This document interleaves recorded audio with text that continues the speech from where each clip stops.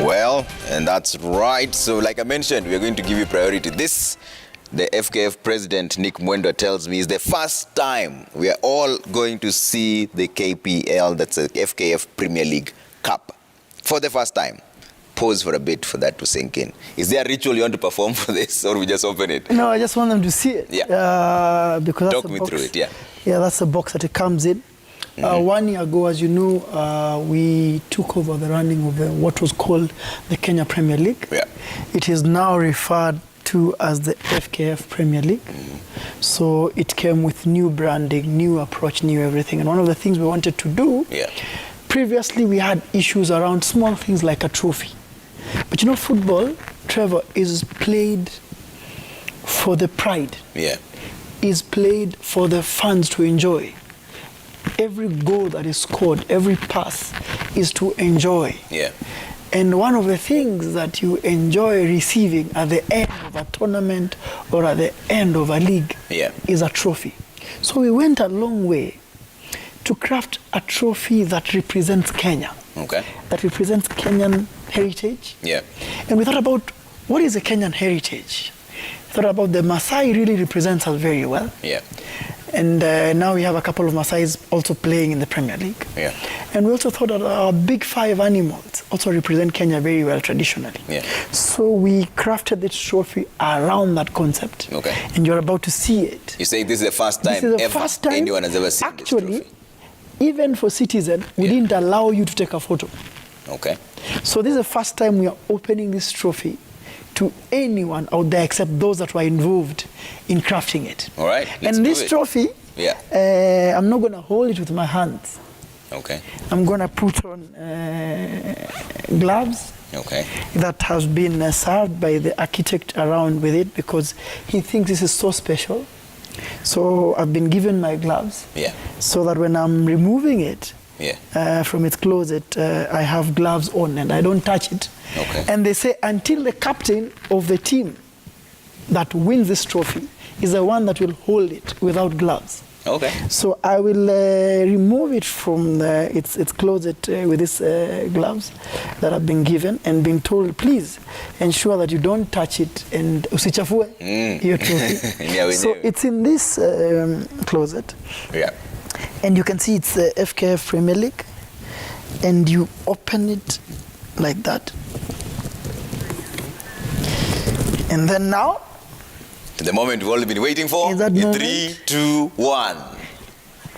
That is the trophy.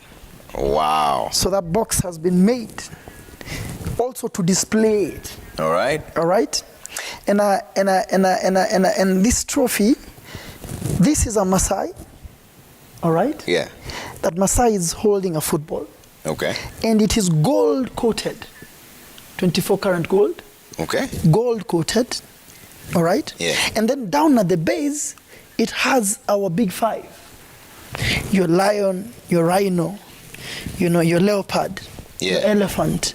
All the five are down there at the base. All right? This is the first time you're all This is the first time anyone is seeing this trophy. Okay. Now what I want to do is I want to remove it because it also has a story here. Yeah. That we want to tell everyone. 20 years from today, me and you will not be here. And one thing that Mzungu has been beating us at is creating memory around what they do. In 1870, they did this. Now, in 2021, even though late, this is what we did. Okay. And me and you brought it here and showed it to every Kenyan that's watching Citizen today. Okay. So this trophy is 80 centimeters tall. Yeah. How many and kgs? It's 11 kgs heavy. So you will see, 11 kgs. So you will see that our players won't be lifting it hivi. Kutakuwa na njia ya kuilift kwa sababu iko na history ndani. And when I am 90 years old, 80 years old, I hope to see somebody lift it. I hope to see that a team that wins it 3 times will have it. So what I want to do is I want to remove it. It's quite heavy, so I hope I don't fall. And then I put it here.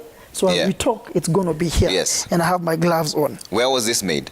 This was made in Dubai since 8 months ago. 8 months? Yes, so we designed back and forth with the person that was doing the design. Yeah. And finally we arrived at it. This is the original trophy. And we have a replica. Which will be handed over to the winning team. Yes, and they won't stay with it for long. Yeah. They are handed over, they celebrate with it. They will lift. Yeah. Then they will give it back to us. Okay. They will give them the replica for them to enjoy with their fund. Yeah. They will then return the replica. Yeah. We'll keep it. Yeah. If they win it 3 times, fortunately, they will keep this original away with them.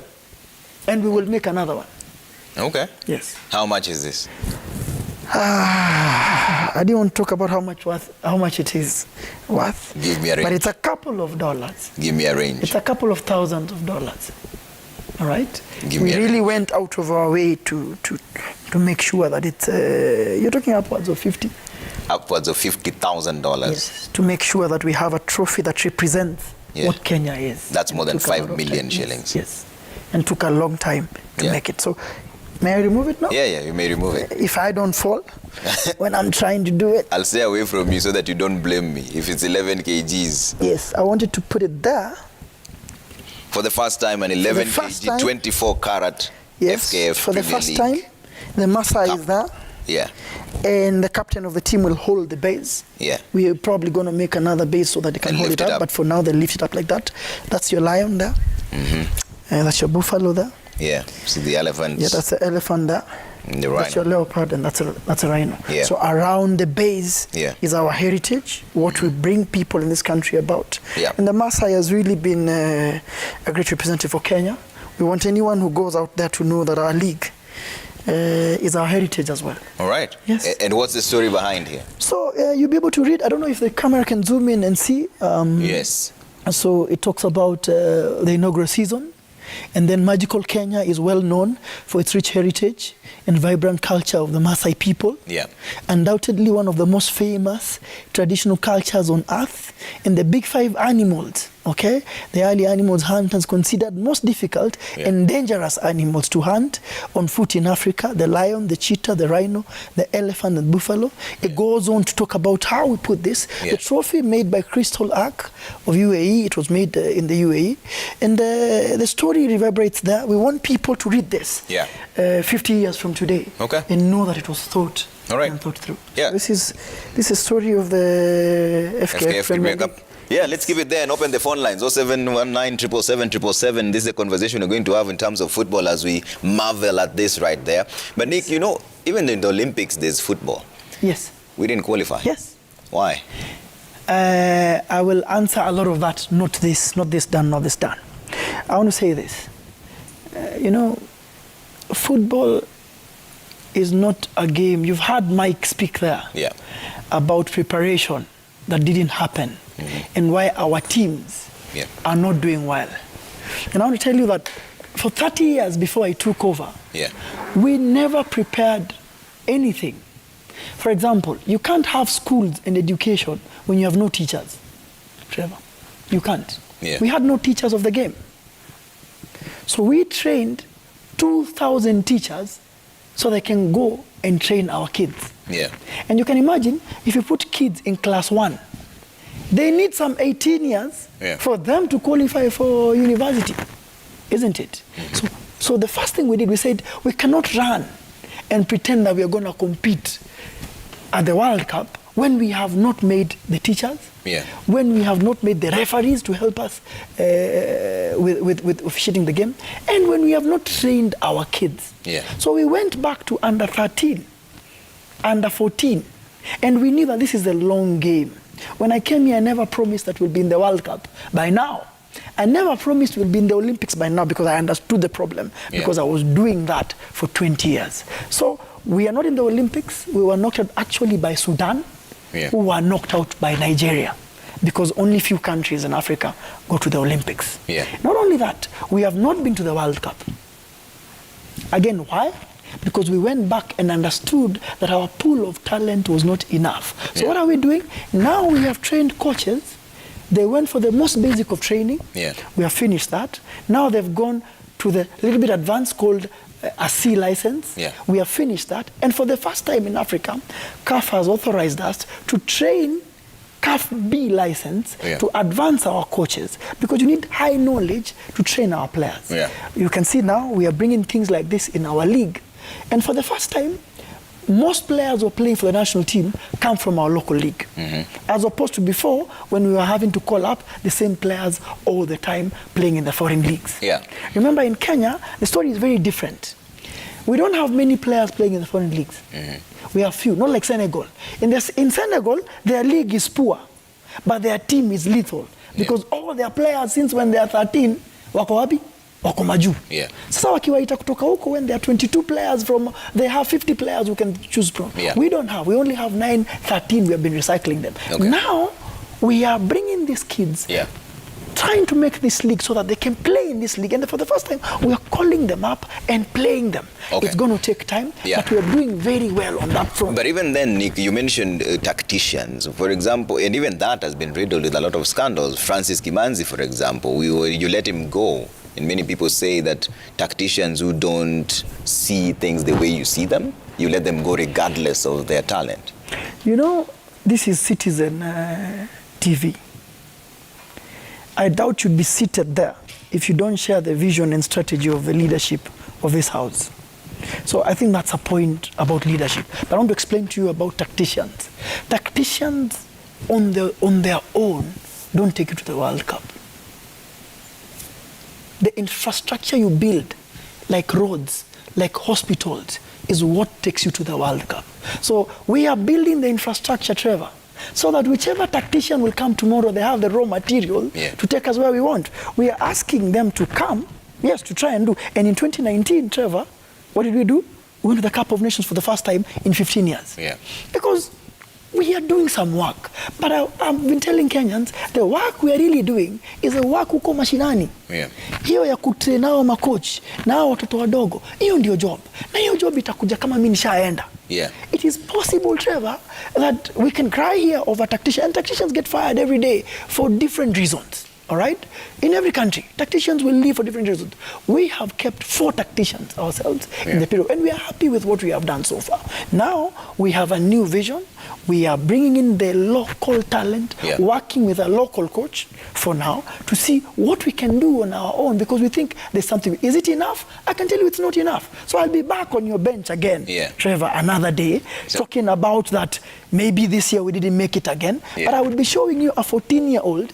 I will show you a John Jogona who we took at 14 and now has played at Sekafa. I'll be showing you evidence of the work we are doing over time that then will culminate like England. These kids you have seen have gone to the Euro final. Why? Under 19 champions. Why? Under 17 champions. That's the work. But there's still many people who say that even that system is flawed, because are you happy with the grassroots recruitment of the next crops? Because the under 17 that you're talking about, under 20, under 23, they haven't progressed past Sekafa, Nick. I can tell you, when we make youth teams, we don't make them so that they can progress past that stage, Trevor. No, we make them to identify them and nurture them. All right? When you're playing against the West Africans and the other big countries who will bring you 28-year-olds to play your true 17-year-olds, you are not looking for results from these kids. You're looking for them to earn the accolade, to learn how, what you had Mike say there, to represent their flag and to play there. So I'm not worried about our youth teams not qualifying, Trevor.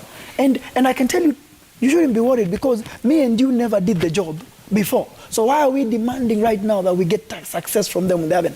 But they haven't done badly. Because now this is second semi-final, been kicked out. Last year but one was semi-final as well. When you look in many areas, we are progressively making the steps we need to.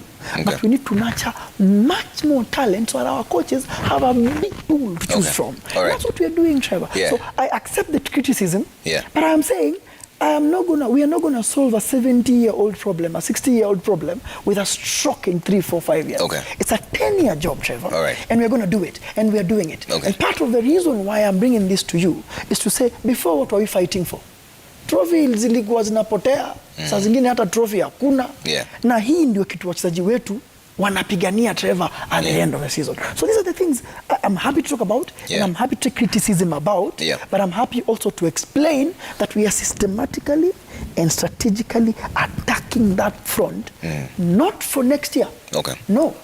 But for 10 years from today, when maybe me and you will not be. All right. I'll allow phone calls right about now, 0719 777 777. You can call in and speak to the FKF president live. But many people are also wondering, we have the Rashid from Butere is actually calling right now. Rashid, good evening.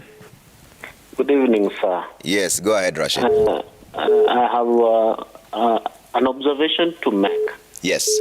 As the FKF, Nick Mwendo says, yes, we are nurturing talent, but I've been following it up from the local level, as he puts it.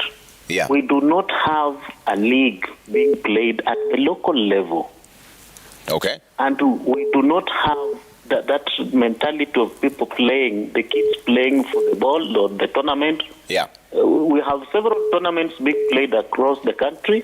Okay. But we do not have that league. And for a player to be get enough, we need a league that will gauge the consistency and the effectiveness and the efficiency of that player. Okay. We allow politicians to come with the tournaments and other things. We will not nurture the talent. So I'm begging let the body come down and have a league from even the sub-county level, so that by the end of the day, we will keep those kids busy. Okay. Thank you. All right, thanks, Rashid. Rashid is speaking about the local leagues. I thought that he was talking about youth leagues. Yeah. Because when you hear his question, he's talking about the young kids, and he's talking about the young kids. We have what we call county leagues and sub-county leagues. Those are the leagues that we have created rules for our kids, our under-17s and under-16s to play in. Yeah. Every county also now has its own youth competition. Okay. And every year we are having finals picking the best kids. Okay. So perhaps I hear what he's saying. I think the point he's making is what I've been speaking to you about, that the real essence of building a truthful big nation in football is back in creating those kids, in working on those kids. And I hear what he says, but I say to him, let's go to our county leagues. Okay. Let's go to our sub-county leagues which exist today, and where football is being played, and where our youthful kids are taking part in numbers. And for the first time we have sponsors in that level. We are giving footballs away, we are giving kit away, we are doing it. It is not adequate, Trevor, because the resources are not enough. But we have already built the base and continue to work on it. And I think I want to point out that that's important. Yeah, but Nick, you have to admit that there's also a bit of management problems. Yeah, we have 2022 World Cup qualifiers coming up soon. Harambee Stars are supposed to face Uganda, Rwanda, and Mali. But Adel Amrouche, the former Harambee Stars head coach, has not been paid his dues. No, they have and not. And you are spending the upwards of 50,000 USD on a trophy. They have not informed you properly, Trevor. They need to inform you properly. Adel Amrouche has been already paid. When was he paid? About 2 months ago. And the story of Adel Amrouche, I've spoken to it about it so much. So Kenya is in the World Cup qualifiers. And that is already a story that's behind it by far. We're playing Uganda on 1st of September. Then we're going to go on and play Rwanda. Then we will play Mali. We are busy looking at our team, looking at our local players, all right? Having conversations with the technical bench, how we can take further the performance we played away in Togo and won, how we can make it better. The stories about Adel Amrouche's of this world have been finished. We have since paid those kind of coaches through a lot of problems, because it's not our problem, we created ourselves, but we have since cleared that problem. It's no longer a Kenyan problem anymore. We are looking forward to Harambee Stars now performing well in those qualifiers. We feel that it's possible we can get to Qatar. We are working to get into the Qatar World Cup next year. So you're saying he's been paid the upwards of 80 million plus, because first it was about 100, then it was reduced to 80. Yes. That has been cleared. That has been cleared. You're confirming this one. That has been paid. Okay. And finished. Right. We are done with Adel Amrouche. For 5 years before I came here, this problem existed. Yeah. We couldn't solve it. We have solved it, and Adela Mrusha has been paid. Okay. And that is finished with FIFA and everybody. Kenya is squarely in the qualifiers. All right. For 2022 World Cup next Brilliant. year. We have another we are caller. working on that. Yes. Wycliffe from Kakamega. Wycliffe, good evening. Yes. Yes, go ahead, Wycliffe, with your comment or question. Even Mwendwa, Yes, how are you? I'm good. I have 3 questions to our president. Yes, very briefly, really quick. If you allow me to question in Kiswahili, I'll be happy. Yes, go ahead. Swali ya kwanza nauliza Nick Mwendwa. Yes.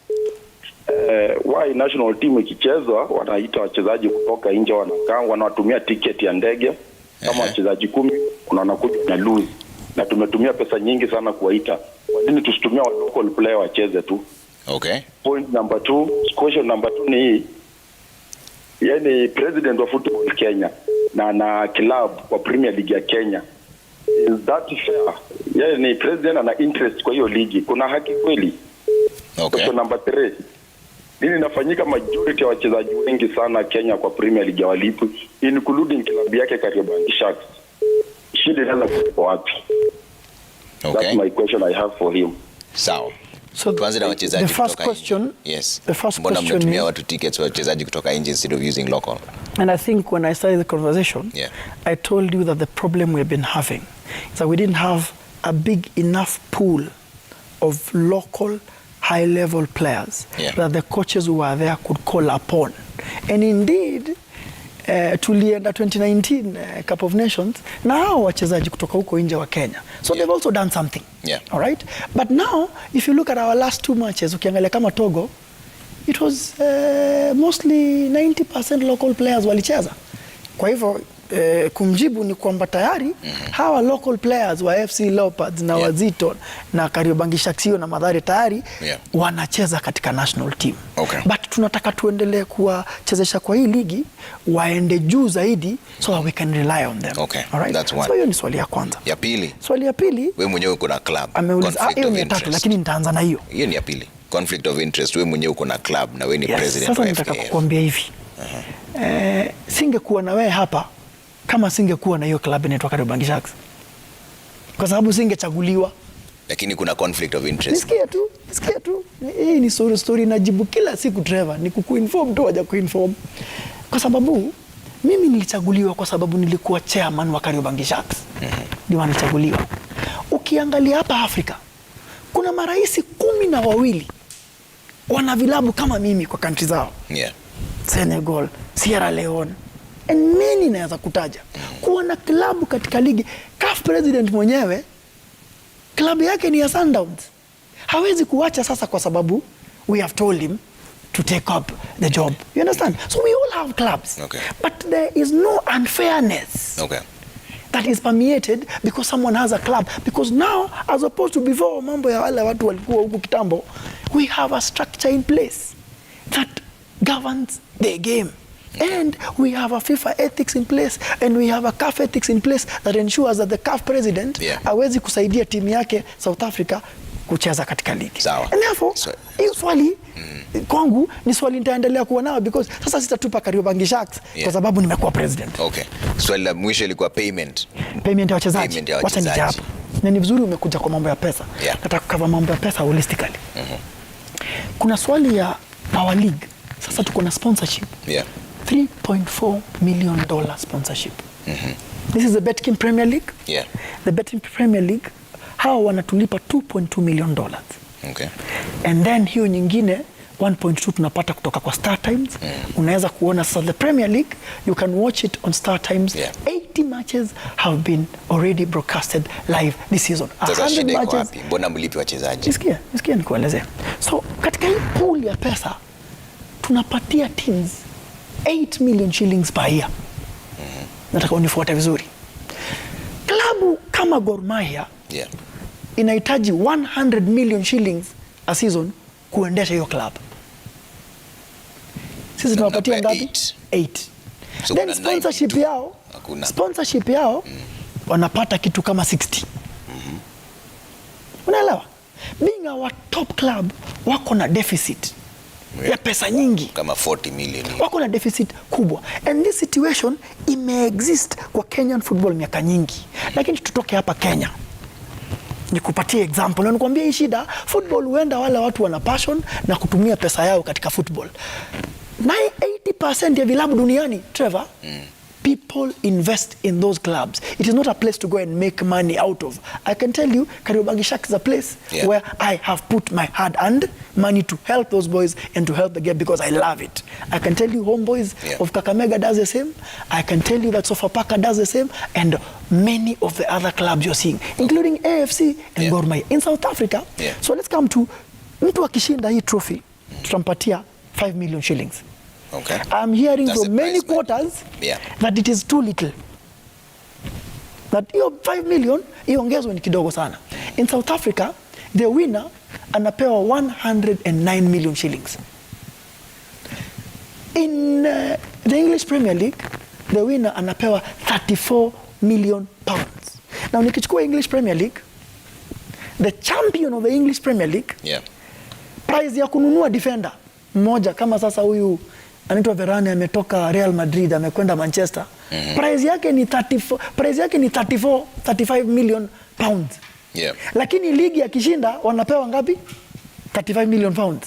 Kwa hivyo anatengeza profit aje. The point I'm making to you is this. Football around the world is not generally a profitable sport. But there are countries like Germany that have done better in spending and using their money for their funds. It is a sport for the funds. You understand? So what are we doing? We are working to increase the sponsorship. Hizi teams, hii pesa, mimi nikiwapa kwa ofisi natarajia siku moja ndawapatia 25 million kila team. Is it happening right now? No. But is it better than before? Yes, because hizi team hazijawahi pewa ile pesa tunawapatia leo in the history of Kenyan football, Trevor. You understand? And that is why some teams are going, saa zingine hakuna pesa. Hii COVID ilifanya sponsors wengine wengi, hata nyinyi huku kwa media mmesafa.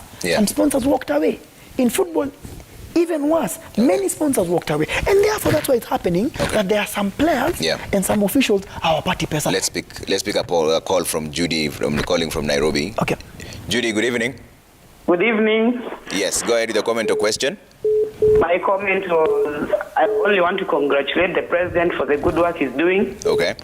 From the time he took over football in Kenya, we've seen a lot of improvement. There are so many trainings of referees, coaches, which is so good. I'm happy. Asante. And I can only encourage him to take our football to a next level. Okay. Thanks, Judy. Hiyo ni comment. Kuna mafans pia, lakini ulikuwa unaongea juu ya story ya nilikuwa naongea story ya pesa ile tutapeana. Yes, but Thika Queens walipewa 350,000. Nakuja hapa sasa unasema kuna 5 million. Nakuja hapa kwa so uko na change yao ya kama 4.7. Kwa sababu hata ukiangalia duniani winner wa World Cup, Trevor, France 2018, they were given $50 million. World Cup men is the biggest event in the world in anything. Kubwa kuliko Olympics hiyo umeona Mike. Women, unajua FIFA wanapeana pesa ngapi? Kwa women? 4 million. All right? I'm trying to tell you that football ya wasichana na wanaume commercially na kwa sponsorship kuna difference kubwa. But nasema hivi, yote is growing. Do you know your 350,000 umesema tulipatia Vihiga Queens? Ni record. Mbeleni walikuwa wanapewa maji. Sisi tumewapatia ngapi? 350. Tuko na zero sponsor kwa women. But tumechukua pesa ya men tukapatia women. Of course, Trevor, it is not enough. Okay? So tunasema aje? Tunatafuta sponsor na vile hii sport inaendelea ikigrow, soon nitakuja hapa nikwambie napatia women 5 million. Na nakwambia kuhusu hao women wanakuja kuenda World Cup soon. It is possible Kenya itaenda Men World Cup 22 na Women World Cup 2023. Because for the Women World Cup, we are 4 matches away, Trevor. Kwenda kwa women. So we take women very seriously because tuko na Women Premier League, tuko na Division 1, tuko na Regional League, na starlets wetu kama unakumbuka the last competition at Zekafa, sisi ndio tulishinda. 2016 tulikuwa Cup of Nations. Tulitolewa na mambo ya uongo ya Equatorial Guinea kuenda 2019 Cup of Nations. Kwa hivyo nasemaje? Kwa women tumegrow. They never used to have a league. Alafu sisi tunaweka wasichana kwa hoteli the same, tunawalipa the same kama wanaume, tunaweka kwa hoteli the same. Of course criticism ya kuambiwa hata hii 5 million nimeambiwa ni kidogo. Hiyo 350 pia itakuwa ngapi? Kidogo. But I am saying this. Kuna overall progress ya kubuild hawa wasichana kubwa sana, because mimi for 21 years now nimekuwa hapa kwa football. I've never left football any season. I've been here. So I know the difference. Not just me, but the people who take part in it. Is it enough, Trevor? I'm repeating to you that it is not enough. But I'm telling you, ni kama usiku na mchana. Ile mambo ilikuwa hapa mbeleni, hao wasichana walikuwa wanalala kwa changing room Kasarani, wamejificha kwa maji. Siku hizi tunaweka kwa 5 star na tunawalipa the same rates na wanaume, na tunaweka kwa ndege kama wanaume, na tunawatrainisha in the same way as the women, as the men do. So there is parity and there is equity in the way we are doing progress, it. that's what you're saying. Major progress in the way we are doing. And that's why today I brought this here, because I want to say to Kenyans, while we have many problems, while there is a lot I would like we have done, there are 18,000 clubs in this country today. And I can tell you 95% of those clubs is a watu kama wewe Trevor. You work here at Citizen, alafu you are 20,000 every shillings, unatuma huko ushago, unapatia team, unanunua mpira, they play. They register in the league, they make a big talent like Michael Olunga. You see what I mean? And that way then we grow the game. 18,000 clubs. Do we have enough to give them? We don't have enough. Do we have enough to give those kids? We don't have enough. Have we made steps? However, Trevor, we have made major steps compared na zile miaka ilikuwa imepita hapo mbele. Yes. Jaro Soja from Wagorma anajaribu kunipigia, nasikia line iko busy sana. Let's just pick the line that's coming through right now. Here there's another line coming through. Who's on call? All right, let's see. Let's bring up the feedback, and also let's not forget the guys on Twitter. Hashtag is JKLive. Brian from Vihiga says, kindly ask the president, what are the measures put in place to ensure those county or sub-county leagues are running smoothly? For example, the Vihiga County League is marred with full of walkovers. Okay. I am beautiful. Do you want me to go with that? Yes, very, very briefly. We have a structure like the national one. Pale kwa mashinani tuko na county zetu 48. Na kwa kila county kuna leadership na executive wanaendesha mpira pale. Kama kuna complaint specific kuhusu maybe a league or something, we can look at specifically. But I can tell you this, hizi ligi zinachezwa na vilabu nyingi sana. All right? I can tell you more than 1,000 clubs zinacheza kwa county leagues leo. 1,000 clubs. Kwa kila weekendi, there are so many matches, and so the football is on. And ukitembea utaona wamevaa uniform, tukawapatia football, tukawafanyia. Kwa hivyo kama kuna kitu specific kuhusu Vihiga, of course I'm happy to take the response about it, but I can tell you in every of our 48 leagues, football inaendelea na inachezwa kila weekend, and it has grown because we never used to be 48. We were 20. With the last elections, we increased them to 48 counties. We split Nairobi into 2 so that tukakuwa na 48 bala kukuwa na Mkala Mwamboza anasema ambio Mbija muulize kwa nini trophy ni ya bei ghali na ligi prize money bado ni kidogo. Priority kama federation wangeweka wapi? Nimerudia mambo ya kuna perception mbaya. Kwa duniani prize money ikuangi ya kupatia team so that they can recover their cost. Nimekuambia Gor Mahia wanatumia 100 million. Wanahitaji 100 million. Sasa kwa hivyo lazima nifanye hii ligi kuwe basi 100 million so that they can recover their money. There is a wrongful thinking that the prize money of a league should be money that makes a club recover its cost in the league. That is not the case anywhere in the world. Anywhere in the world, in the English Premier League wanapata 34 million, lakini wana spend mchezaji mmoja hiyo 34 million. Kwa hivyo hii perception ya Wakenya kuona kwamba the important thing ni hii trophy kuliko hata hiyo prize money, because hii ni pride ya fans. Wakiinua juu wanasema this is the only trophy of the FKF Premier League. When I win it, I'm the only one that has won it. Kwa hivyo ambie Mkala kidogo hiyo narrative tuibadilishe. Hakuna siku kutakuwa, there is no day that the winner of the league will receive enough money to recover the cost of the league. What about the guy who's last in the league? He also participated and lost money. Nick, why isn't Gor Mahia representing Kenya in the Kagame Cup? Kwa sababu sasa hata mimi nashangaa sana Trevor. Pia wewe unashangaa? Nilijua utaniuliza hiyo swali. Na mimi nashangaa sana. Kuna mtu ana represent Kenya anaitwa Tusker katika Champions League. Hii Kagame kila inchi inaleta representative wao wa nini? Wa Champions League. Tutapeleka Gor aje? Shida iliyetoka hapa. When our league haikuwa imefika nusu, we had said the winner then was the previous champion. Kwa hivyo kama Kagame ingekuja huo wakati tungeweka nani? Gor Mahia. But since tushapeana jina ya Tusker katika Champions League, sasa tutachukua aje Gor tuwapeleke Kagame Cup? Hivyo ndio wanataka. Gor wameshinda cup inaitwa FKF Cup. But who's the defending champions, Nick? We are not taking the defending champion. We are taking our representative in the Champions League, Trevor. Hiyo siasa waache kukuletea. Warudi kwa kiwanja, watafute do, wachapane. Confederation inakuja. Wameshinda Confederation juzi, wajipange na Confederation. Tusker wameshaenda Champions League, Tusker wanaenda kurepresent Kenya katika Kagame. Itakaa namna gani ikiwa kila inchi inapeleka representative wao wa Champions League na sisi tunaleta ile mwaka mwingine? Ni maneno tu ya siasa dogo dogo, lakini mimi nataka uelewe wakiuliza pia ni rightful. Yeah. But I think wameshinda kuanzia 2013 Gor Mahia wameshinda mara 4 ligi na wameenda Champions League hiyo miaka yote. Sasa wako Confederation. Yeah. So wapiganie hiyo bwana. Okay. Let's bring up another caller. I know there's a lot coming through. Or do we go with the tweets first? John from Laikipia. Joel from Laikipia. Good evening, Joel. Evening. Yes, go ahead with your comment or question, Joel. Sawa, niongee na Kiswahili. Sawa, twende kazi. Nauliza aje. Sorry? Hii mambo na county league. Yes. County league. Nalipa about 20k. Okay. Sasa kitu nashindo wewe inaenda. Ni eti hawezi kama platform ya wenye unalipa wao wenyewe walipe referee, wachezaji tunabidi ni kubwa ya kutafuta hadi ya kwenda away game. Yeah. Sasa hiyo ndo nauliza venye tu malefa hadi hiyo bideni ndio timu yenyewe ndio inalipa malefa. Sawa. Okay. Take a go at that very briefly. Fair question. Yeah. Lakini vile nimekuambia Trevor, timu zote za grassroots huwa na mtu kama wewe anafanya kazi hapa. Yeah. Ikifika weekend anawatumia 20,000 ya kuenda game. Kwa sababu economy ya football hapa Kenya, kama pesa haitoshi kwa Harambee Stars, haitoshi kwa Gor Mahia, ile club iko Laikipia huko chini. Do you see now hapo kuna shida?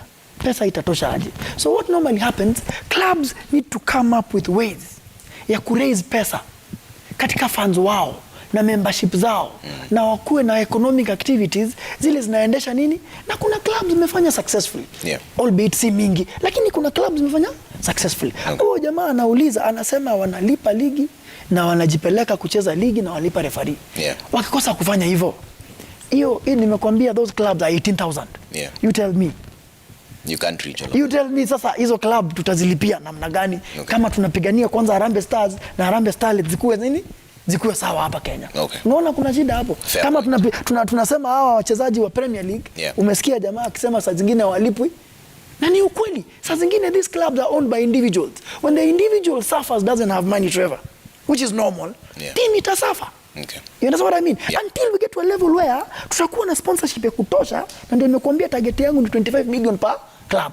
Tukiwa na hiyo, I know I can even impose a minimum wage, okay, in the league, which we do not have today. Hatuna minimum wage.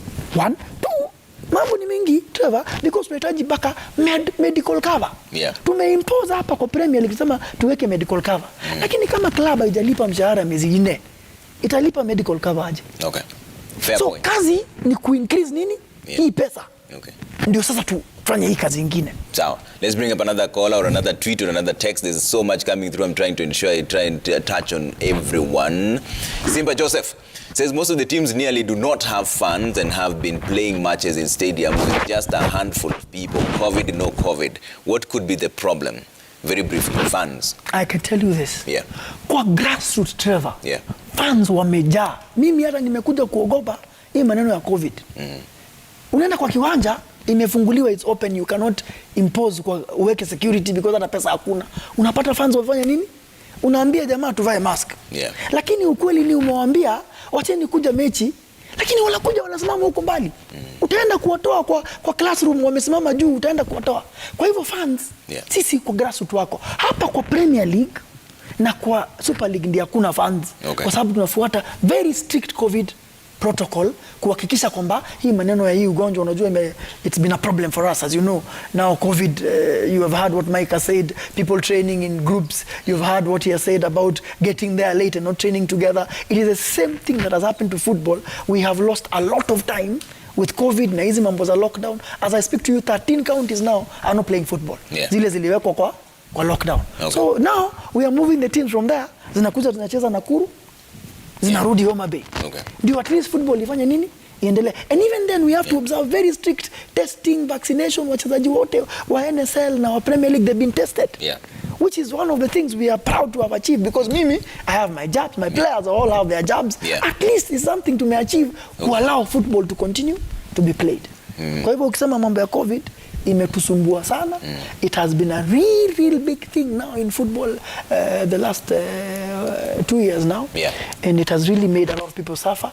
Sponsors have left their clubs because of failure to have, and therefore players have gone hungry, and officials because of this COVID-19. Now that we're still there, how come you haven't given the list of the numbers? What numbers? Of COVID-19, those who test, whether they're positive or negative, how many are there? And have you banned Jaro Soja from attending?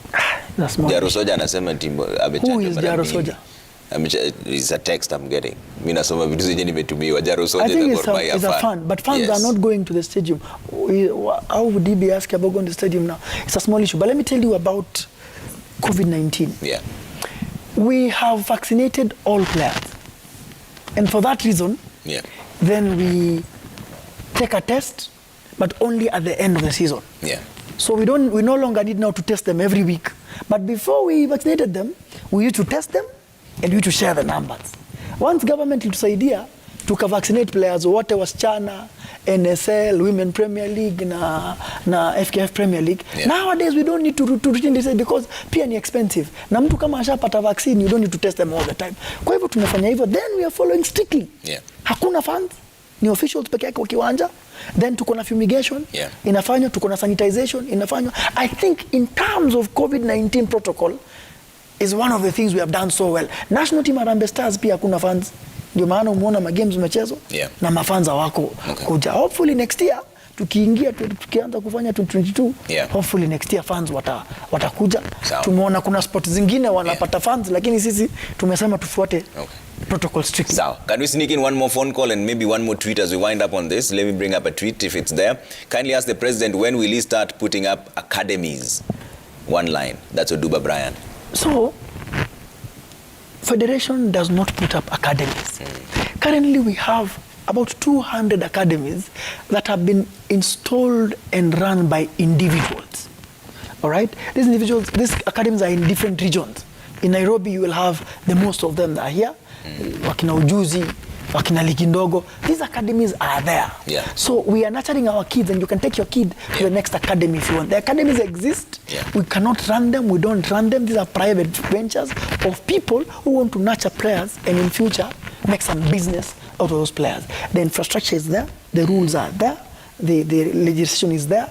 So now we just need people to go in there and do it, because the federation cannot install academies on its own. Let's talk about football integrity, and there's match fixing, a lot of issues coming through. In fact, there's a text from Alila. Alila is saying, ask him why he took Zoo to FIFA, yet they were the whistleblowers on the match fixing. So let me avoid talking about individuals and individual clubs, because these clubs are all my clubs. If I begin talking about a specific case about a club here, I think will be wrong. But let me talk about match fixing. Match fixing ni shida. So there are clubs that are being investigated now? Yes, ni shida imekuwa. How many? I think about 3 or 4. But so one of our clubs was banned by FIFA and demoted by FIFA, relegated by FIFA because of match fixing. I can't go in the details because I'm not allowed to do that. But I want to say this. There are match fixers in Asia who contact players and officials. It's not a very widespread problem, but it has occurred sparsely in our league. Then unapewa pesa, unaambiwa wewe dakika ya 15 toa mpira nje. You don't think it's harmful. Wewe dakika ya 15 Trevor, hiyo mpira make sure between 15 to 16 minutes wewe toa nje. Ama ikikuja kama una defend, wewe make sure ni kona. Na wewe kona zako utoe ngapi? 3. So unaona defender anakuja, mpira inapigwa, anatoa moja, anatoa ingine, ya 3 anatoa. Kumbe kuna mtu amemcontact akamwambia afanye aje. Kumbe kuna mtu anangojea kuweka bet ya kona ngapi? 3. Unanipata Trevor? It's not widespread, but it is there. But we have identified spots of it. And what are you doing to fix it? So what we're doing with it for it is this. Yeah. FIFA have an integrity unit. They have been here now 4 times. Yeah. They have trained our people. We have conducted workshops with the Premier League. If you remember, in March, we had a big workshop for the Premier League and its players and their chairman. We have an integrity unit, ile ina work na FIFA, katika FKF. Yeah. And when these things happen, there is data. In the betting world, kuna data, FIFA wanapata and they share with us. Okay. Na hivyo ndio kama wachezaji wako wamekuwa na abnormal behavior kwa mechi, watashikwa tu. So do not think you will fix ukose kupatikana. Okay. Utapatikana. Right. The beauty is that most of our clubs hata hii maneno hawajui. Wanashangaa tukienda when we go to the forums and tell them these things happen, most of them are shocked. Because it's not a widely spread problem as some people want to put it. But I can tell you, Trevor, it is there. We have an integrity unit. We have a gentleman who fully runs with it. And we have been with FIFA. FIFA is the one that acts on this. Yeah. So FIFA advises you. FIFA comes and interviews them and the chairman and the players. Yeah. And if there is wrongdoing, FIFA acts the way they did with Zukaricho. All right. Let's bring up one more tweet as we wind up on this, and maybe one more call if we can. Jay Juma says, what plans does Nick Mwendwa have to ensure legends like Dennis Oliech are not only incorporated in youth mentorship but also don't go broke? Well, sasa sisi ndio the first federation. Tumeleta legends now who are called former players. We are offering them training as coaches in droves. Yeah. All right? You know about Mike Baraza, the former Harambee Stars striker, has been Sofapaka coach and now is Equity Bank coach. You know about Osborne Mande. You know about James Tuma. All these guys, Tuma train wakuwe nini? Ma coaches. And many of them I can mention. Musa Utieno of this world, they are now coaches. They were players before. Hivo, their life here baadaye, they can become coaches. All right? Sasa kuna shida ingine. Wewe Trevor, you work here at Citizen today. When you retire from Citizen, what does the media fraternity do for you? The answer is nothing. Kwa sababu wakati ulikuwa unafanya kazi, unafaa kufanya nini? Kujipanga. Hiyo ndio message tuko nayo difficulty hapa kwa football. Yeah. So we are trying to train our players that when you're playing, because you have a career of about 15 years, jaribu ujijenga. Ukuwe na biashara. Uwe na training nyingine na understanding. Maisha ya football ikiisha at 38 or 39, unaingia kwa maneno ingine. That is the only solution kwa hiyo shida. Lakini unaona kama Dennis Oliech sasa, yeye amekuwa mjanja. Ameanza kufanya tournament and we have allowed him. Ako na tournament moja kubwa sana sasa hapa Nairobi West. Is it enough? The answer is no. But can he do it repeatedly and be a tournament organizer every year? That can make him a living. Yeah. That's what we are doing in our federation. Okay. Na ku-encourage. Lakini hii swali ya kusema former player sasa wasaidiwe. Tayari wale existing players hawalipi pesa ya kutosha. Sasa former player tutaenda kumtoa, tunamlipa na pesa gani? Okay. I believe this is the last tweet we can pick if we can. We've run out of time here, but for you, yes, what do you want to be judged for at the end of it all when you're done with this? I want Kenyans to know this, that we cannot be a big football nation without building the infrastructure of football. If a country has no roads, if a country has no schools, if a country has no hospitals, it cannot be improved and grow economically. Okay. In football, we are building the hospitals, we are building the schools and the roads at this moment. Okay. So we are doing the coaching, we are doing the referees, we are doing the youth. Yeah. But we are also taking care of our national team better than before. Okay. Sasa hatuna areas za malipo. Hautasikia maneno, hakuna areas ya national teams. Secondly, hautasikia hoteli mtu ameenda ati mtu hakukula alifukuzwa kwa hoteli, maneno kitambo. Secondly, hautasikia sijui ndege haikuchukua wachezaji, hiyo maneno ilikuja. Nikikuja hapa unakumbuka maneno ilikuwa hapa. So what we have done is organized it. Now we need help kutengeza hii infrastructure. Vile tunafanya. Na hii ligi, maana tumeleta trophy hapa leo, ni kuonyesha wa Kenya, just like other leagues in the world, we want our league to be number 1 in Africa. And with this, it's symbolic that we are heading there and we can do it. Okay. Yes. We have a caller from Kisumu, Kenneth. Wacha tumsneak in kabla tufunge show. Kenneth. Good evening.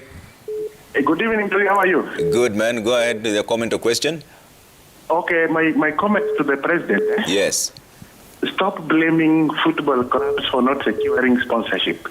Okay. It's your role as the president of the FKF to assist clubs secure sponsorship. Okay. Talk to the government yeah, to give tax concessions to companies that take over clubs. Yeah. Saidia clubs, ongea na serikali. If, for example, breweries takes over Gor Mahia, yeah, at least tax yao inakuwa reduced. Yeah. So that one can trickle down even to the local leagues. Companies that are locally the counties can take over local clubs, yeah, because there will be tax concessions from the government. Okay. My second comment to the president. Yeah. Work on stadia. Talk to the government about stadia. Right now, we only have one stadium in Nairobi. All clubs are playing in that stadium, which is Ruaraka. So discuss with the government about stadia, because that is not your role. Yeah. So work on sponsorship for the clubs. Stop blaming clubs for not being able to secure sponsorship. Hiyo ni kazi yako president. Okay. Saidia clubs kupata sponsorship. Ongea na serikali, kampuni kichukua club, inapatiwa tax concession. Okay. Sounds like a solid proposal. Thanks, Ken. Jamaa anajua ball. Na mimi naheshimu sana kwa sababu anajua ball. But kuna maneno ya mpira hajui. My friend, today, any betting company that sponsors anything wanapata rebate already.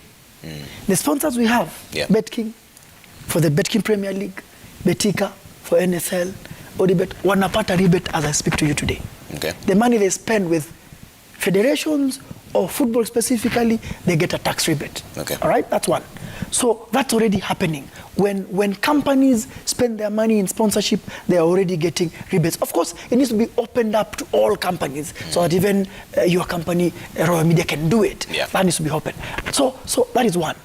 And that has not caused people to go and take up clubs. Okay. I have told you these clubs are 18,000. All right? Do we even have enough companies who have football interests to take them over? The answer is no. All right? So wewe ukianza club, badala yeye kusema tuongee na government, solution inakuwa kwa private. Yeah. Wewe anza kufikiria utaweka car wash, utakuwa na matatu ngapi, iendeshe hii club. Okay. Badala tuanze kutegemea nini? Hii pesa ndio imepeleka sasa timu yetu, team Kenya Tokyo. Haitoshi. Waziri ananiambia kila siku, this money haitoshi. Okay. All right? So tutoke hapo kwa maneno ya tukuja kwa stadium. Yeah. It's a good point to finish with. Yeah. So our Premier League inachezewa sasa Nakuru, ASK, Ruaraka, Thika and Bandari. And why? Kwa sababu Nyayo ilifungwa. Na Kasarani ilifanya nini? Government wakatuambia hii maneno ya Olympics ikiendelea, nyinyi mtafute mjipange mchezee mahali pengine. So what is the solution we have come up with? We have told our clubs, we don't need huge 50,000 seaters. Ukitengeza kiwanja kama Ruaraka vizuri, ikuwe na fans 5,000, we can play there. Ukiamsha Thika, ikuwe local, ikuwe na 5,000, we can play there. Ukiamsha Utalii, we can play there. We are looking for stadia like that, so every club ikuwe na stadium kado. Na tukaambia hivi vilabu zetu kubwa kama Gor Mahia na FC na hao wengine, kila mtu ajaribu apate nini? They are not perfect, but we are beginning. Ukiangalia Sofapaka wameenda undani. It's not perfect, but kuna local support. Ni kiwanja mzuri, ni mbali na Nairobi. Ukiangalia sasa Bukungu, tuko na club mbili zinafanya hapo. Soon, before you realize it, kila club kwa English Premier League itakuwa na home ground. Okay. Home ground ambayo itegemei nani? Government. Hii maneno ya kungojea Nyayo Stadium ifunguliwe saa zile hakuna siasa ama kuna madaraka my friend. It's not sustainable. Let's bring up one tweet before as we close up on this. There's a tweet that's coming through. Jam Kulima says, enyewe, that trophy is unique and aesthetic. Kudos, President. Hata wewe unakubali, Trevor. I think even you agree. I think even you agree. Kwanza nilikuwa nafikiria ni dem. Ni Masai. Ni Masai. So unaonanga Masai anapara. Hebu zoom in kwa hii kitu. Mimi naona machain, naona mabling hapa hivi. Naona zoom in ule hajaona vizuri, aone lion vizuri. Acheki tu vizuri. Na aone huyu Masai ako na mpaka rangi ya Masai. Ni Masai. Ni Masai proper. Na anapenda ball. Unaona vile ameshika hiyo mpira? Yeah. Anapenda ball sana. Hii color yake ni dim dark skin kama yangu. Yes. Okay. Unajua sasa lazima ukitengeza, unaweza kutengeza mzungu akakuwa Masai akakuwa ikaleta maneno. Okay? So it's a fantastic trophy. Yeah. The winner of the league will go away with it. Yeah. That's 5 million Kenya shillings. Yeah. It is not enough, but the trophy, I can tell you, in the world, it is one of the most unique. 24 karat, so tukifanya 11 kitu, kgs. Tukifanya kitu, tufanye kitu pia. Tunamalizana nayo. Tunafanya kitu mzuri, tunamalizana nayo. Even when we are tunaambiwa umetumia hii pesa, hiyo pesa niambiwa ningepatia wachezaji ama ningepatiana wapi. Na mbeleni walikuwa wananiambia aje ligi hata haina trophy. Hii ligi ya huyu mwendo wa ligi gani haina hata trophy. Sasa tumeleta trophy tunaambiwa tumetumia pesa mengi. Sasa nataka nikupatie gloves uirudishe. 11 kgs. Yes. Wewe ushike gloves, you put it back. 24 karat. Yes. Nimekuletea gloves zako. Sasa wewe utanimaliza Nick. Uvae urudishe 24 carats in its rightful place. Haya. You don't say that I came here and then I denied you an opportunity. I think I'll be sending Jeff to Italy a bit more often. Remember, JKL is powered by Johnny Walker. Every sip of Johnny Walker is a different story. So some things stay the same for 200 years. From the perfect bottle, the beautiful elixir, and the taste. Made for Kenya from Scotland. Check the back label, look for the EABL logo, and scan the QR code. Remember, excessive alcohol consumption is harmful to your health, not for sale to persons under the age of 18 years. Now you're coming with me as we lift the 11 kg. Usishike juu. Tunashika chini. Shike chini. Alafu you put it here. Na nikingoa hii ndovu. Huwezi ngoa hiyo. Hiyo tumeunda, usishike hapo, shika tu chini. Chini kabisa. Hata hapa unaweza shika, hata hiyo unaweza shika. There you pole. Nini utaileta. And we will put it slowly in its slot. The FKF, the Betking Premier League, the FKF Premier League trophy. There it goes. Alafu sasa utafunga. Brilliant. Yes. So for the first time, you've seen it only here on Citizen TV and JKLive. Yes. This is the FKF Premier League new trophy. Yes. 11 kgs, 24 karat. 80 centimeters tall. 80 centimeters. All right? Funga sasa. There you go. Sasa naweza enda nayo nyumbani. Sasa ukifunga inaweza rudishwa mahali pake kwa bank. Brilliant. My name is Trevor Mbija. I've been sitting in for Jeff Koinange. See you next week. Jeff will be back. Special thanks to the entire team that made this possible. Now you know how the trophy looks like. Yula Nzale has been the sign language interpreter. Yula, how do you translate a trophy? Hivi. Ndio hiyo. Good night. Sawa baba. Thanks, brother. Thank you so much, Chef. JKLive, charged by John.